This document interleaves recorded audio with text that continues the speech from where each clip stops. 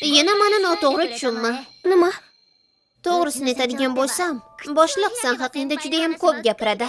Bahorni, ya'ni sani, kuzdan, ya'ni mendan ko'ra ko'proq yaxshi ko'raman deb million martalab aytgan. Hoy, qachon shunaqa deyman?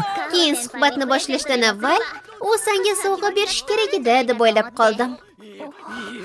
Bu ahvolida senpai qanday kechirim so'rashni hayotda ham bila olmaydi. Shuning uchun boshliqqa aytmasdan o'zim to'g'ri kelaverdim. Hoy, Geol, bas qil. Meni yolg'on gapiryapti demoqchimisan? Nahotki u bilan gaplashmoqchi bo'lmasang? Bunisi yolg'on emas. Geol, odamni yaxshi tushunadi. Menga yozib qo'y. Nima?